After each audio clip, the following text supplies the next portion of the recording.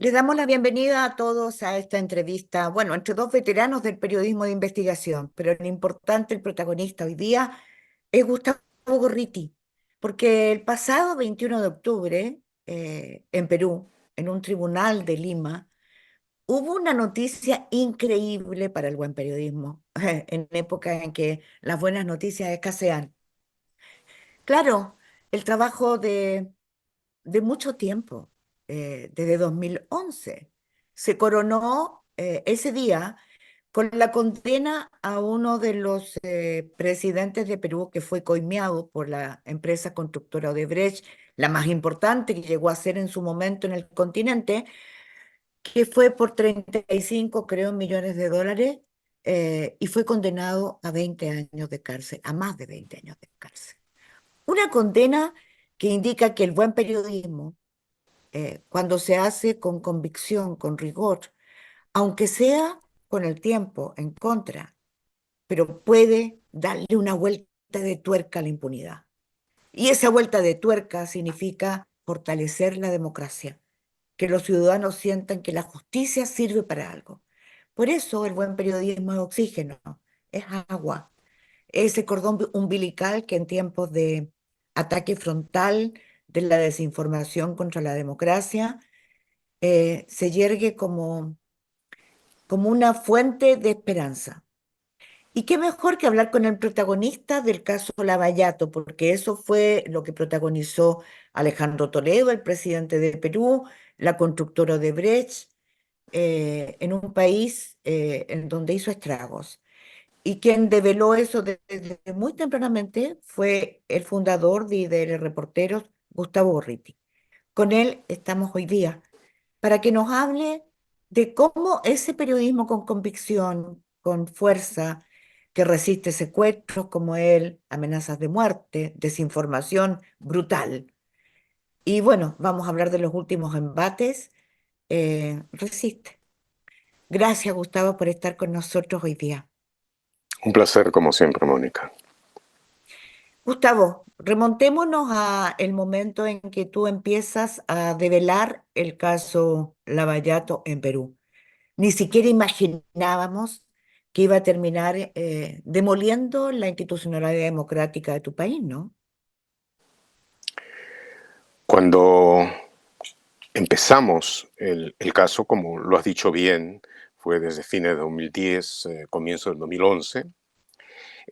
Lo que tuvimos en mente fue el problema que nos planteaba cómo investigar un conjunto de mega obras de infraestructura de construcción civil que representaban algunas de las mayores inversiones que había hecho el Estado peruano y a la vez también una promesa de mejoramiento de la infraestructura, pero que tenían una cosa, un par de cosas muy claras.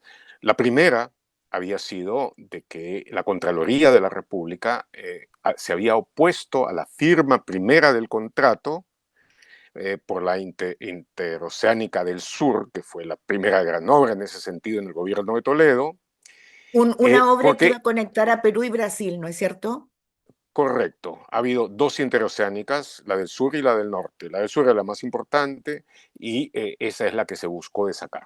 Y había observaciones bastante específicas de la Contraloría que debían ser subsanadas y sin embargo el gobierno hizo un esfuerzo muy especial, pasó por encima de eso y logró que se firmara. Eso fue el primer Eso fue lo factor. que te llamó, perdón, eso fue lo que te llamó la atención para volcarte a Primero, investigar ahí.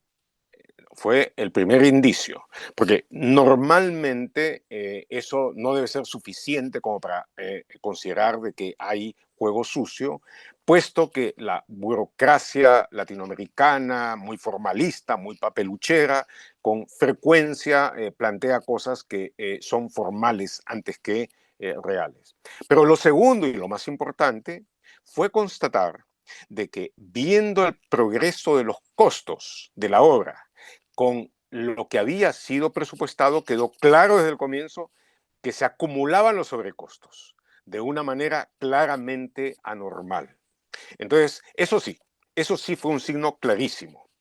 Entonces es cuando empezamos a hacerlo. Nuestras primeras investigaciones, el mismo 2011, consistieron precisamente en el análisis de sobrecostos, y ahí, al hacer las primeras preguntas a los funcionarios tanto del Estado como a los de Odebrecht, se nos dijo de que esa era la naturaleza de la ingeniería civil, especialmente la ingeniería civil en geografías tan difíciles y abruptas como la andina y la amazónica. Eh, Bueno, 3 años pero no, después, 3 años sí, después, cuando se allanó una gasolinera Simplona ahí en Brasilia, sí, eh, donde se nos lavaba dimos autos, cuenta que y era por eso se le una, llamaba lavallato. claro, lavaba autos y vendía gasolina y no tenía apariencia de nada, pero sin embargo ahí se escondía la fachada de una de las operaciones de corrupción que operó como un pulpo en 10 países de América Latina y 2 de África, y que confesó en Estados Unidos haber pagado coimas al menos por 788 millones de dólares en ¿Mm? coimas. Las Ujú. ganancias son millonarias, sacadas de, Por lo por menos cuatro supuesto, veces más. los presupuestos fiscales de nuestros países. Es decir, se le robaron a la calidad de vida de nuestros pueblos. Y ahí entendiste que la naturaleza de las obras públicas era la corrupción, no lo difícil Naturalmente, para resolver. estaba clarísimo, pero lo estuvo desde el comienzo, porque cuando nos dijeron eso, era casi un insulto a la inteligencia, que una compañía de ingeniería especializada durante lustros en haber hecho obras mayores en la Amazonía, en casi toda geografía, en América Latina, en África y en otros sitios, no pudiera hacer cálculos cercanos a la realidad y terminara con sobrecostos que duplicaban y en algunas ocasiones triplicaban lo que estuvo acordado en los contratos que les permitieron ganar En la las buena pro, licitaciones. en las Ahora, licitaciones. ¿cómo Sí. reaccionó el poder corrupto? ¿Cómo reaccionó? Porque eso es interesante contarlo. Lo primero, mira, cuando recién empezamos nosotros esto, lo que recibíamos era, cuando preguntábamos, era básicamente ese tipo de respuesta que iba entre lo ligeramente burlón, y lo escéptico, de decir que, bueno, ¿cómo ibas a probar? ¿Cómo ibas a probar de que los sobrecostos no eran legítimos? ¿Cómo ibas a probar de que eso se diera? Entonces, te digo que al comienzo estuvimos con ganas de contratar ingenieros, peritos y mandarlos a la misma carretera para ver con ellos si es que la obra, bien examinada, hecha un análisis forense de la misma, justificaba los sobrecostos. Pero después pasó lo que tú acabas de indicar, de que avanzó por otro lado en Brasil, gracias a una nueva ley anticorrupción dada de paso durante el gobierno de Lula, que permitía poderes especiales de investigación a los fiscales, procuradores, les llaman allá. Entonces se pudo avanzar una investigación más, porque antes había habido otras, la Mensalao, Castelo de Arella y otras más, que llevaron directamente por la ruta de los traficantes de divisas, los doleiros, como los llamaban ahí, a las coimas y a los pagos. Primero fue, como sabes, Petrobras, y de ahí se extendió y extendió y extendió. Y estuvo claro desde el comienzo de que la hiperconectividad que había entre un caso, el otro, el tercero, y todo un modo de operación que había copado Brasil, también trascendía fuera de Brasil, al resto del Por continente. ejemplo, Venezuela. Bueno, Venezuela estuvo claro desde el mismo comienzo de que era uno de los sitios fundamentales, porque con Venezuela había una relación muy especial, de Odebrecht en particular. Tú sabes de que ellos tenían la categoría de líder empresarial, que era el ejecutivo que veía a varios países, una especie de virrey que estaba a cargo de varias naciones. Venezuela tenía un líder empresarial dedicado sola y exclusivamente a la relación con Venezuela y especialmente con el entonces gobernante Hugo Chávez. Se llamaba Usenando Acevedo. Y bueno, entonces, y por el volumen de las obras y todo lo que había, estaba clarísimo que se trataba de una gran operación con un gran nivel de acercamiento, poder y contactos, casi con un número altísimo de gobiernos en América Latina, y que había, Digamos de sí, paso, perdón, digamos de paso que, porque para poder ordenarnos bien, me sí, interesa la reacción del poder, ¿no? Con respecto a ti. Eh, y digamos que esto se mantuvo con el presidente Maduro, el actual presidente de Venezuela, y que esta red de corrupción se mantuvo por más de 15 años en América Latina, ¿no? Es sí, decir, claro. Y posiblemente antes, ¿ah? y Posiblemente posible. antes, Mónica, porque lo que sucede es de que antes no había un control digital de las operaciones centralizado. Entonces casi todos eran documentos escritos analógicos, se guardaban en cajas y todo, y que tuvieron la virtud de perderse cuando empezaron a haber problemas de investigación. Pero yo Entonces, estoy volvamos seguro, a Perú. sí, sí, Volvamos a Perú, porque Perú es el país que, gracias a un buen periodismo que lideraste tú a través de IDL Reporteros, fue mostrando antes que los fiscales las pruebas que indicaban que había una gran red de corrupción. ¿Cómo reaccionó el poder frente a ti de diversas maneras. En primer lugar, cuando y a nosotros tu empezamos medio, la por investigación, supuesto? claro, cuando nosotros empezamos a llevar a cabo la investigación, el presidente era Ollanta Humala. El presidente peruano Ollanta Humala había estado después de Toledo, había estado Alan García y todos. Y para la mayor parte de ellos, la pregunta era ver, y eso no fue solamente al comienzo, sino al medio y casi hasta el final, de cada uno de los mandatarios que siguieron, si es que eso de una u otra manera los comprometía a ellos. Que Toledo estuviera inicialmente comprometido era algo que no le importaba a nadie y en principio festejaban porque Toledo había salido con escasísima popularidad, y no era particularmente querido, y especialmente no era querido por los grupos de la derecha empresarial, con los que trabajó, pero que nunca lo aceptaron y que en cambio trabajaron bastante más contentos con Alan García y habían estado felices con Fujimori. Entonces, Perdón, Gustavo, sí, Gustavo, el hito que marcó cómo arreció la embestida de sí. este poder corrupto, Uh-huh. si no me equivoco, fue el suicidio de Alan García, ¿no? El día que lo iban a detener. Empezó desde antes, empezó desde un poco antes, porque cuando nuestras investigaciones y lo que fue saliendo también, y lo que fue saliendo, perdón, sobre todo a nivel internacional, indicaron la dimensión colosal del caso, entonces la Fiscalía peruana empezó a preocuparse en el tema y buscó de iniciar una investigación. En los primeros pasos que dio esa investigación, nosotros, que ya estábamos muy adelantados, habíamos viajado a Brasil desde el comienzo, habíamos establecido una cantidad de fuentes muy importantes y lo más básico de todo, habíamos hecho una red internacional de periodistas de investigación muy pragmática, muy abocada al tema, que produjo grandes resultados casi desde el comienzo. Entonces, cuando fueron los primeros fiscales a Brasil y hablaron por primera vez con Marcelo Odebrecht, que recién acababa de rendirse, porque al comienzo fue el que lideró la resistencia, acababa de rendirse y empezaba a confesar, en la primera vez, ¿Por qué empieza a confesar? Es por el peso de las pruebas, ¿cierto? empieza a confesar, luego intenta resistirse, porque no solamente fue el peso de las pruebas, pues la investigación continuó. Se llegó a arrestar a gente que estaba en el Departamento de Operaciones Estructuradas, que era el ala de Odebrecht especializada en un manejo ingenieril del proceso de coimas y sobornos. O sea, era un Es, departamento secreto. Era un departamento secreto, semisecreto, operaba bajo una cierta cobertura, pero sí totalmente al margen de la corporación, pero tenía, por supuesto, los vasos comunicantes de cómo obtenían de las operaciones legítimas el dinero para los sobornos y cómo los sobornos después eran repagados con los sobrecostos y otras cosas más.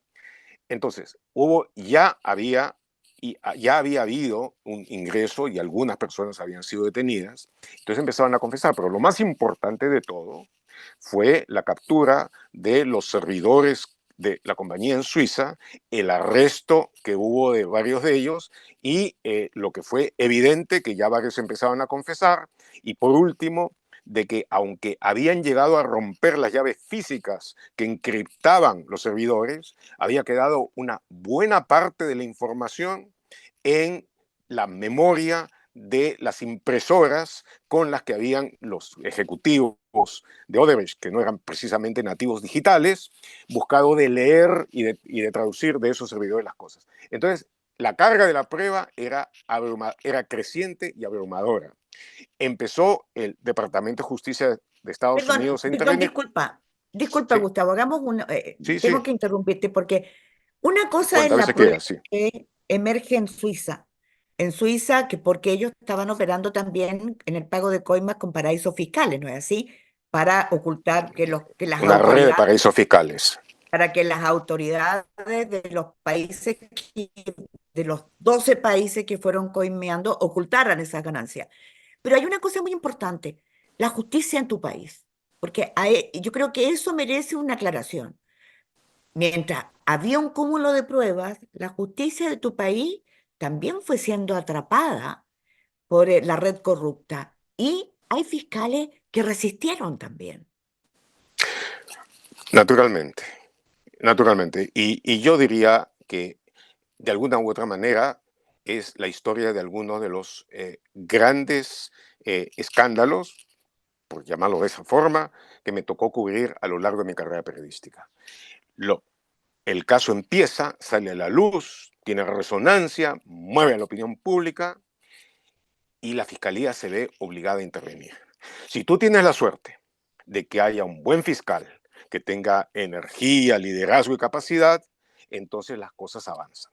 Pero la reacción de los grupos corruptos viene casi desde el comienzo, no siempre es frontal, muchas veces es subrepticia, subterránea, y entonces empieza esa dialéctica feroz entre ambas cosas. Si por lo contrario el fiscal es un mediocre o un corruptón, entonces empieza un esfuerzo por hacer una aproximación formalista y distorsionadora. Y lo que ¿Y es cómo se da casi la siempre, relación entre el buen periodismo, Gustavo Gorriti, de los reporteros y otros, con esa dialéctica de la fiscalía? bueno, lo primero y más importante es conocer bien cómo funciona la fiscalía. Luego, también debo decir, en casi cada una de las investigaciones importantes que me ha tocado realizar, una vez de que éstas se hacen públicas interviene la fiscalía, pues primero ellos te buscan a ti para que tú puedas informarle lo que puedes informar. Lo que puedes informar y ellos puedan iniciar sus investigaciones. Luego, si la investigación fiscal está razonablemente bien hecha, tienen un grupo especial consagrado a eso y avanzan bien, entonces ellos tienen, por supuesto, mecanismos de indagación que no están al alcance del periodismo y se convierten también en fuentes importantes. Y como es lógico, uno busca de tener una relación constante con esas y muchas otras fuentes que te puedan proporcionar información. Mi experiencia, especialmente en el caso del Perú, es de que siempre dentro de la fiscalía hay grupos opuestos entre sí, grupos que están influenciados por, de una u otra forma, ligas o corruptas, y aquellos que están dedicados y abocados al tema. Pero no recuerdo, a pesar de que existió en varias otras circunstancias anteriores, ninguno en la que haya sido una división tan clara como la que se dio en el caso Lavallato, Y yo donde, te quisiera recordar, sí, porque tenemos que sí, avanzar, en sí, un hito que a mí me pareció, porque como periodista de investigación, yo siempre he seguido este caso con mucha atención y yo diría fruición por el correlato de la línea de tiempo de las investigaciones. sí, Y hay un hito que me pareció increíble de la corrupción en tu país. Un ujú, 31 de diciembre destituyen a un fiscal que estaba avanzando mucho. a dos, Eh, claro. Y lo destituyen pensando que los 31 de diciembre, que yo siempre digo que el 24 de diciembre y el 31 de diciembre hay que fijarse siempre en todos los actos que se hacen oficiales, porque son Así días en es. que la corrupción hace gala, Sí, eh, y pensaron que no iba a pasar nada, pero pasó en tu país. Revirtieron esa sacudida que se intentó hacer el poder corrupto para que la investigación no siguiera avanzando sí. hacia Keiko Fujimori en este caso. Así es. Y debo empezar diciendo que desde el comienzo, una de las más virulentas y fuertes oposiciones al desarrollo de la investigación vino de parte de Keiko Fujimori y de su partido, desde el comienzo. Bajo el disfraz de yo no fui, no tuve nada que ver con eso, y cuidado el que se atreva a señalarme. Y, digamos, apoyada por lo que en ese momento era una fuerza congresal, parlamentaria considerable y que en el siguiente gobierno creció mucho más. Entonces, sí, eso se dio. Y lo que tú mencionas ocurrió poco después, cuando un fiscal de la Nación, presionado justamente por ese tipo de fuerzas, decidió sacar al fiscal, uno de los fiscales a cargo específicamente del caso, José Domingo Pérez, y también al fiscal coordinador de esto, Rafael Vela, pensando lo que tú acabas de decir, de que las fiestas de Año Nuevo iban a opacar cualquier cosa. Lo sorprendente fue de que la gente celebró el Año Nuevo en las calles, defendiendo a los fiscales, y llevó a cabo tal nivel de protestas de que eso cambió por completo, obligaron a retrotraer la medida y entonces se pudo seguir avanzando con las investigaciones. Aquí debo decir una cosa importante. El primer efecto público de las investigaciones del caso Lavallato, tanto en Perú como Brasil y posiblemente en otros lados también, fue el de un abrumador respaldo de la opinión pública. Un respaldo y un entusiasmo que por momentos fue en su calidez casi incómodo. Debo decir, uno lo agradecía y todo eso, pero tú sentías de que te hacía mucho más difícil el trabajo y además, por supuesto, uno no está acostumbrado a eso. Y la otra Pero eso cosa, cambió, Gustavo, eso eso cambió. cambió. Tuve la sensación, casi desde el comienzo, que, digamos, alguna de las relativas ventajas de ser viejo es de que te das cuenta de algunos procesos generales antes de que sucedan. Quizá el conocimiento de la historia y todo eso. Y Eso además, cambió perdón, te lentamente. voy a hacer Sí, un halago. Y además porque sí. nunca te creíste mucho el cuento. No, ¿cómo se va a creer uno? Ese tipo de cosas no duran, por definición, no duran. Y está bien que no duren. Todo lo que uno debe pretender es de que la gente lo salude como cualquier ciudadano. Y si es que te estiman, pues que te den una inclinación de cabeza, una sonrisa. Eso debe ser absolutamente todo lo que en una democracia debe suceder. Pero bueno, no fue así. Y lo que pasó después fueron varias cosas. Primero, que la campaña en contra de la investigación, cuando esta ya empezó a avanzar y cerrarse, sobre todo sobre Keiko Fujimori y sobre Alan García, fue el de tratar de llevar la cosa hacia un ataque personal y un ataque personal furibundo y que casi desde el comienzo me tuvo como principal objetivo. Luego de eso, luego del suicidio, que fue trágico y que a mí en lo personal, lo he dicho, lo repito ahora, me conmocionó, luego del suicidio de Alan García, hubo la cosa de algunos de querer culparme a mí, a José Domingo Pérez, como instigador, como la persona que, alguno dijo, la mano que jaló el gatillo. Entonces intentaron, Digamos que Alan sí, García era un gran caudillo de Perú, ¿no? Gran caudillo.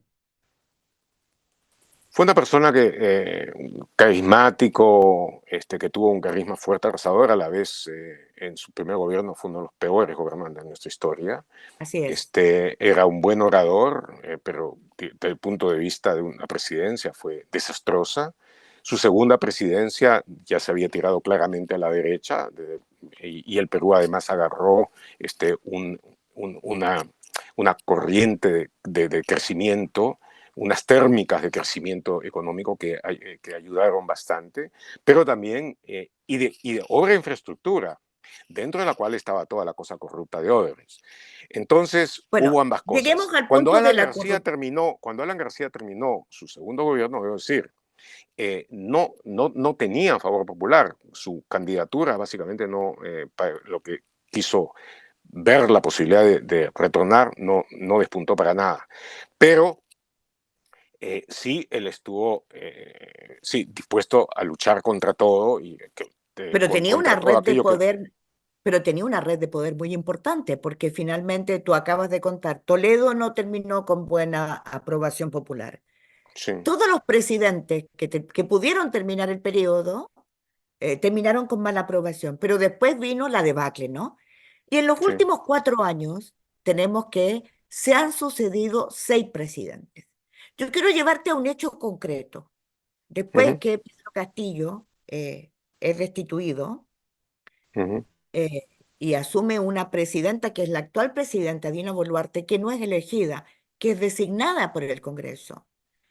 El año pasado, ujú. otro medio periodístico maravilloso, La Encerrona, descubre que Dina Boluarte exhibía joyas y relojes de alto costo, sobre todo relojes, y que Rolex. no pudo explicar procedencia, La Encerrona.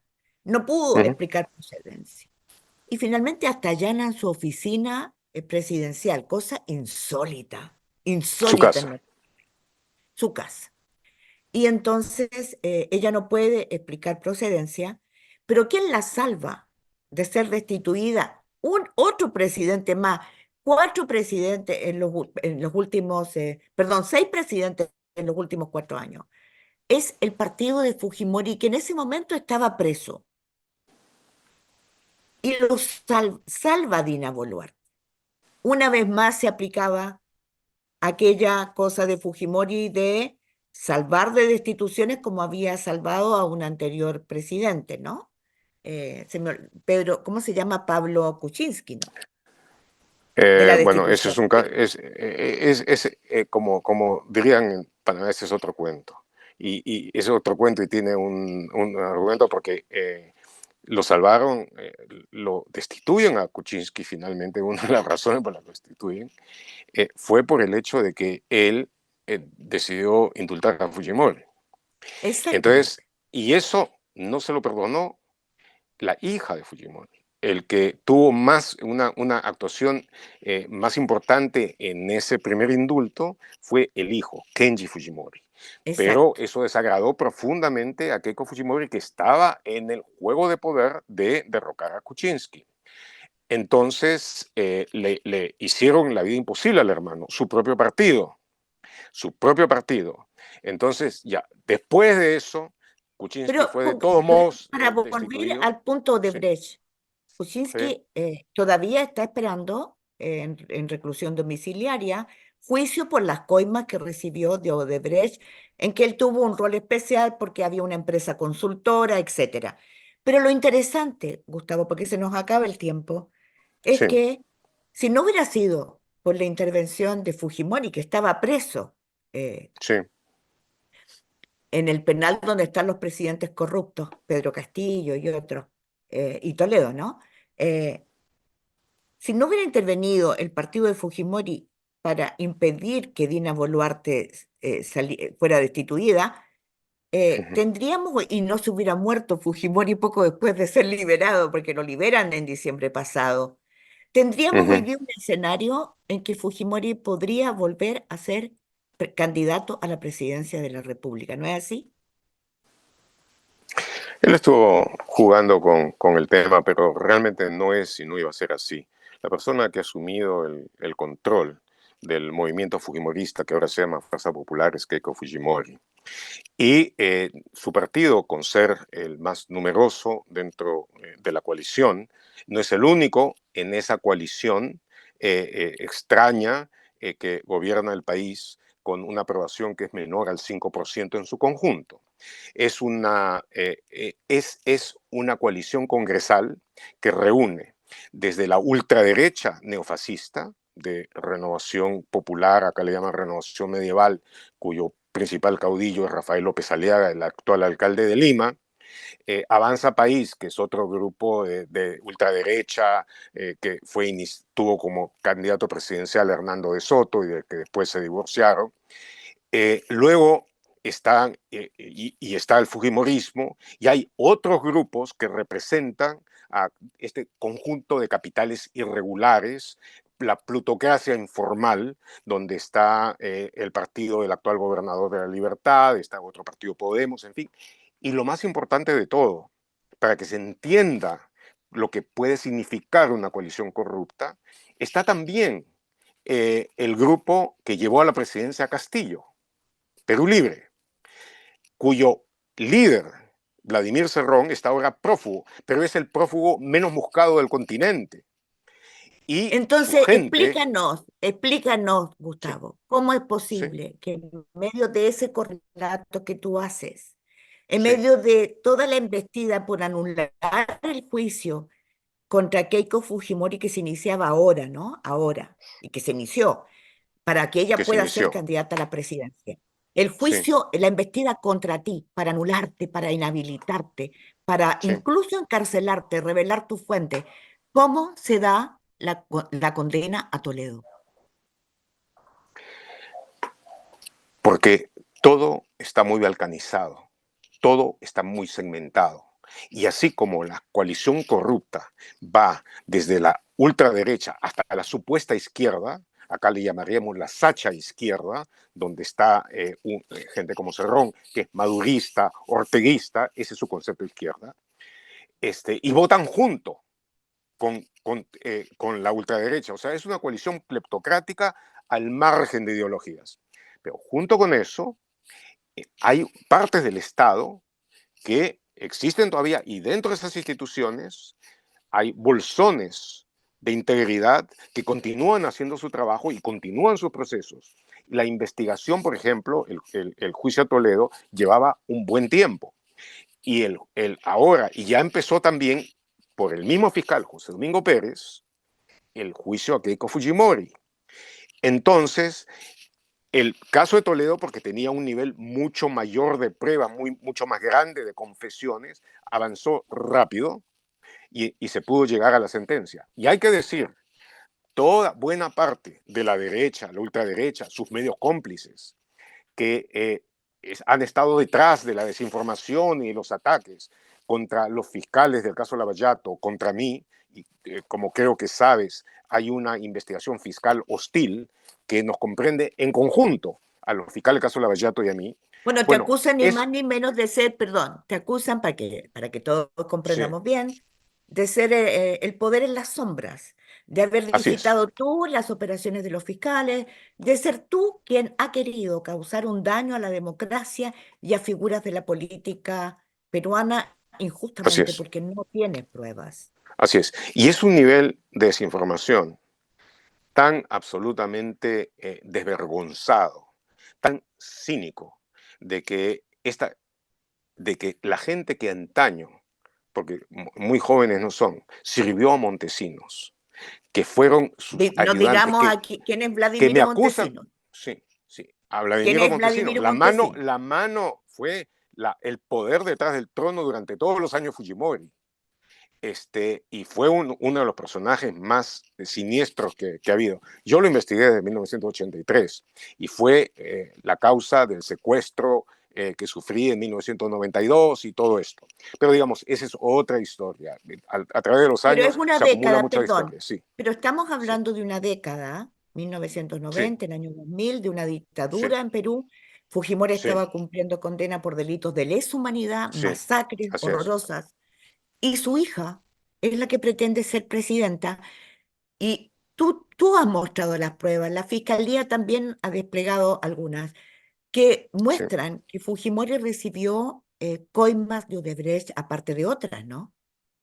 Que recibió sobre todo lo que está claramente demostrado, porque ha sido además confesado por la gente de Odebrecht, eh, eh, algunos millones para sus campañas electorales, dinero que ella hizo lo posible por ocultar, estableciendo un mecanismo de lavado a través de lo que acá llamamos el pitufeo, reduciéndolo en cantidades minúsculas para ocultar su procedencia. Y que luego Como agresivamente, hace el crimen organizado con sus mecanismos de extorsión, el mismo mecanismo, sí, por bueno, ocultar el dinero. entonces, entonces y que, como digo, intentó agresivamente impedir la investigación. Entonces, ahí se dio una de esas cosas esperpénticas que suceden ahora todo el tiempo en el Perú. Sale la condena a Toledo. La prensa de derecha lo celebra y todo esto porque no tienen nada que perder. Y además lo sienten de que pueden también decir a los grupos democráticos, no ven aquí a la persona que se opuso y que luchó contra el presidente Fujimori, se lo ha condenado por corrupto. Esos son ustedes. Entonces, eso fue lo primero. Pero al día siguiente ya estaban atacando a los fiscales del caso Lavallato para tratar de impedir el desarrollo del juicio a Keiko Fujimori por lo suyo.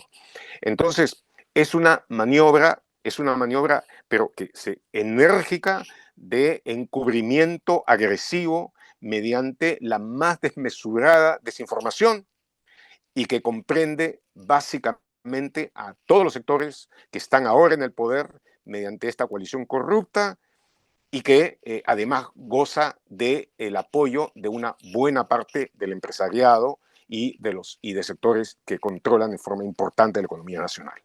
Entonces, esa ¿Cuándo es la son las situación. elecciones presidenciales en Perú? Para el 2026 están programadas, pero estamos, y permíteme terminar de describir esta situación completamente anormal que vive el país. La actual presidenta, Dina Boluarte, fue elegida como vicepresidenta con Pedro Castillo. Una vez de que sacaron a Castillo, le ofrecieron la presidencia que le correspondía, pero le ofrecieron que permanezca en la presidencia siempre y cuando se someta a la coalición Por corrupta, supuesto. cosa que ella hizo de inmediato y a partir de ese momento han hecho todo lo que ellos le han pedido.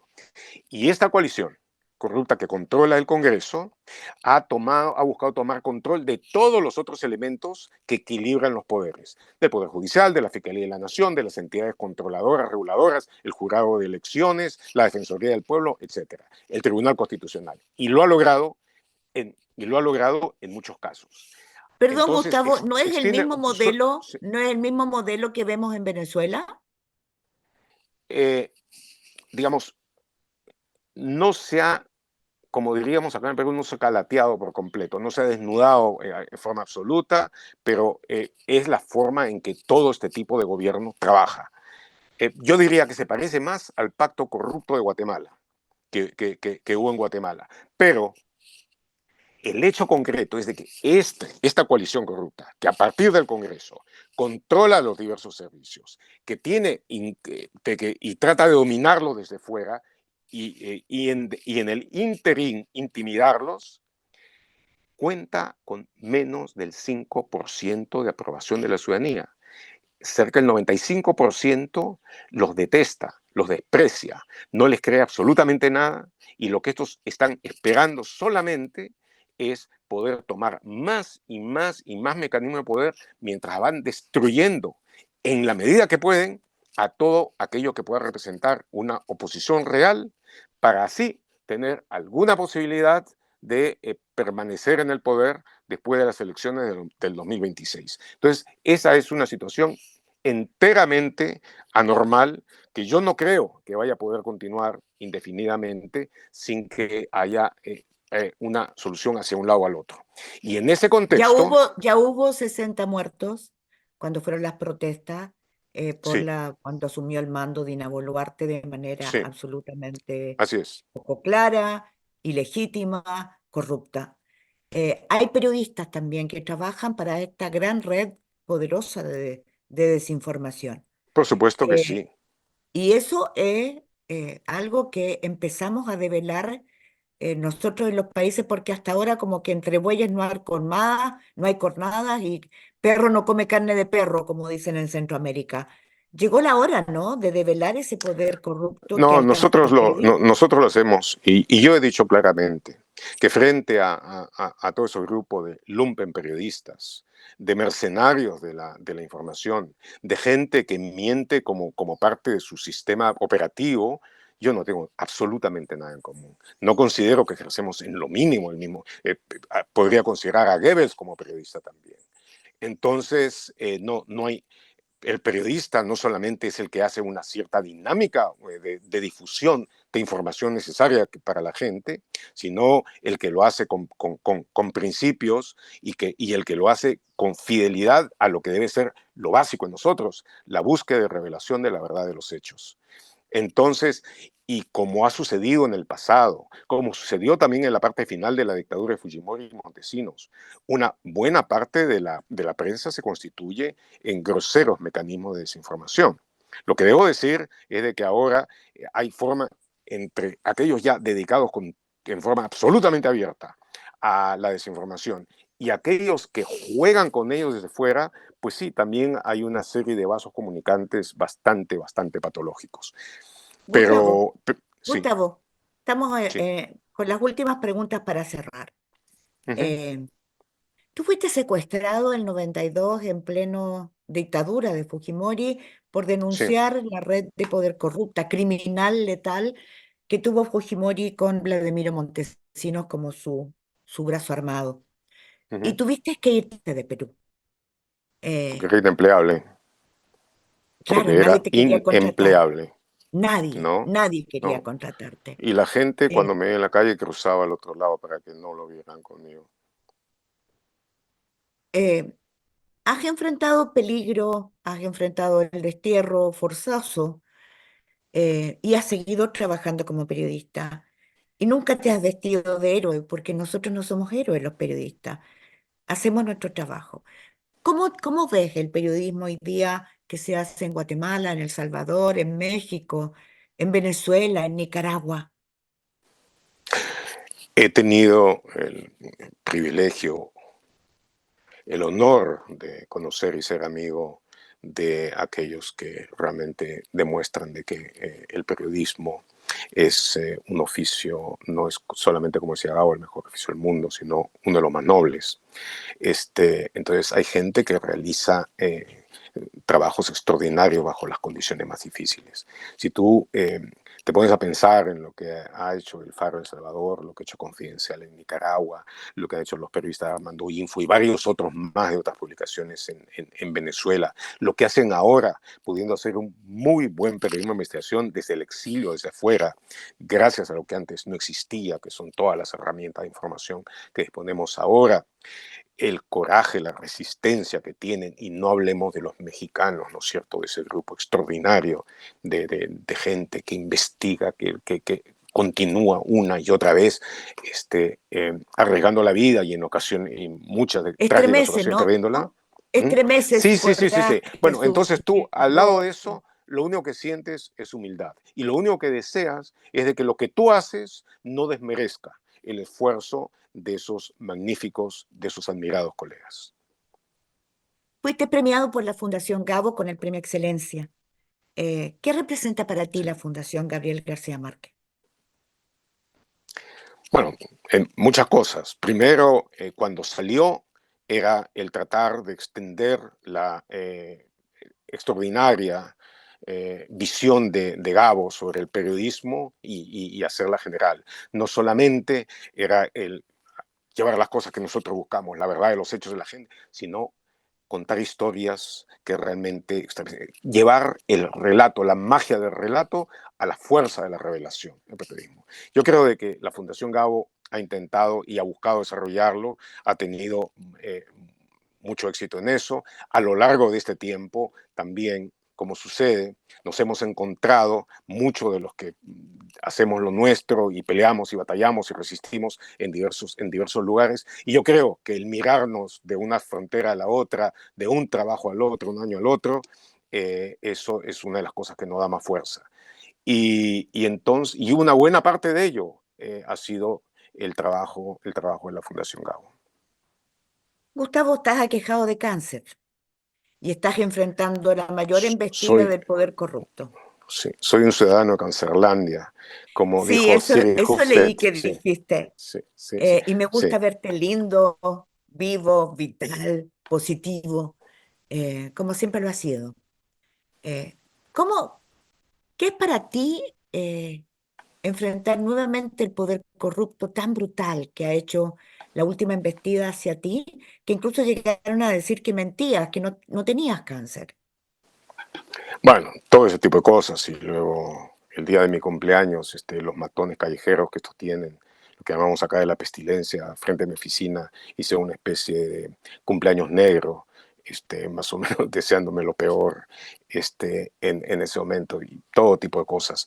Cada tipo, ha sido en toda mi profesión, nunca ha habido algo cercano a esa ofensiva de aniquilamiento mediante la difamación, desinformación, desprestigio como lo de ahora. Y ha sido una campaña internacional, además, que ha contado con la colaboración de la extrema derecha, entre otras de Vox, pero que, digamos, si antes resistí, a estas alturas, viejo, este, viejo y cuajado hasta cierto punto, y teniendo que enfrentar alguna de las realidades últimas de la existencia, entre otras, que debido al cáncer, obviamente no tengo idea cuánto más voy a estar en esta vida, es el no hacer nada que desmerezca los valores por los que he luchado. Y tratar, y eso es una cosa nueva, cómo enfrenta periodismo de investigación la desinformación sistemática, tenaz y bien organizada y poderosa, que por cada nota que tú Es saques una puede industria, sacar Gustavo, es 100 una mentiras. industria, Es una es una industria. industria de la desinformación. Exactamente. Entonces una investigación cuesta tiempo, cuesta esfuerzo. Tú puedes mentir 1000 veces en un día y no pasa nada.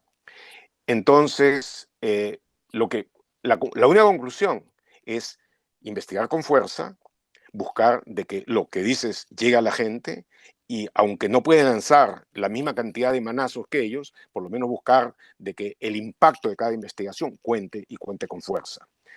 Y por supuesto, no cejar, no desfallecer, mantener el ánimo alto, el temple parejo, estar dispuesto a luchar, no tener la valentía pasiva de quienes están dispuestos al martirio, sino una actitud mucho más altiva, mucho más ofensiva de ser necesario, porque también uno debe entender de que defendiendo los valores del periodismo se defienden los valores de la libertad y los de la democracia.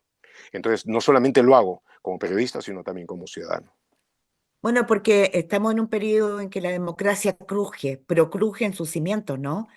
Y Por nunca todos lados. pensamos en eso, el derecho a la vida, el que cruje, el que se pone en cuestionamiento. ¿Qué viene para Perú cuando la democracia y el derecho a la vida están en peligro, Gustavo? Son tiempos muy difíciles, son tiempos muy difíciles, es una época oscura y esto es lo que de una u otra manera quería hacerte saber. Cuando nosotros lanzamos adelante la investigación Lavallato y otras investigaciones importantes, concomitantes, y la reacción popular fue tan importante en ese momento, eh, yo pensé, y fíjate que de viejo uno puede ser ingenuo, de que habíamos llegado a un punto de inflexión. Quizá el entusiasmo de la gente por tener una república mucho más limpia, mucho más íntegra, iba a propiciar cambios duraderos y permanentes como había sucedido en otros estados. Luego vino la peste, la pandemia, que afligió al Perú como ninguna otra nación en el mundo y el efecto traumatizante estremecedor, remecedor de la peste, yo creo que fue una de las razones que llevó en buena medida este colapso. Y cuando cerramos y volvimos a abrir los ojos, ya no estábamos transitando por esas llanuras hacia un horizonte brillante, sino estábamos de nuevo en el pantano, teniendo que luchar contra las alimañas y las criaturas del pantano. Y esa es, desgraciadamente, la situación en la que estamos ahora. ¿Significa de que lo anterior se ha hecho mal? No, en lo absoluto, pero Todo lo significa de que las contrario, cosas son mucho más todo lo complejas de lo contrario. que parecía, sí. Y Todo no lo sé contrario, el si periodismo así que es. tú haces, el periodismo que hacen los compañeros del Faro, de Efecto Cocuyo en Venezuela, los compañeros del Confidencial de Nicaragua, Contracorriente en Honduras y los maravillosos compañeros de México, nos dan una lección de que, o nos muestran un camino a los periodistas que no soñábamos, pero que es de esperanza, ¿no? Y tú, Gustavo, ¿qué te queda por hacer? Mira, de nuevo habla el ciudadano de Cancerlandia.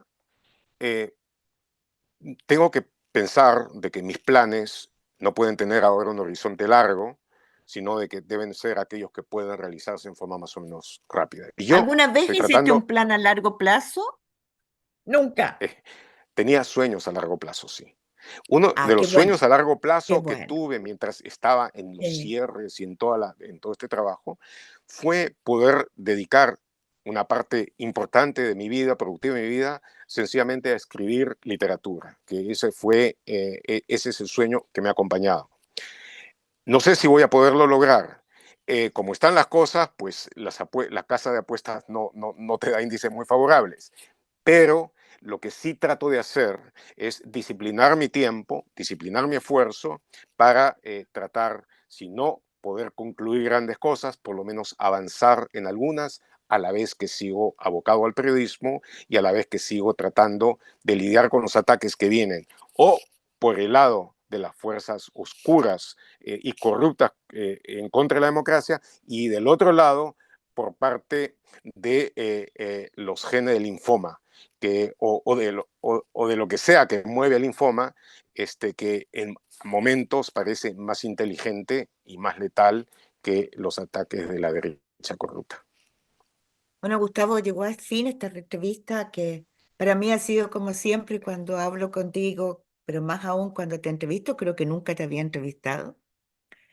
Un tremendo placer y un honor, porque tengo tantos colegas que están preocupados de ti, de lo que viene en el Perú y de lo que viene para todos nosotros en esta América Latina, en que la democracia cruje, en que estamos abocados a defender el derecho a la vida como nunca antes, a pesar de que no hay dictaduras, tenemos la mayor letalidad en un continente que no tiene conflictos armados declarados.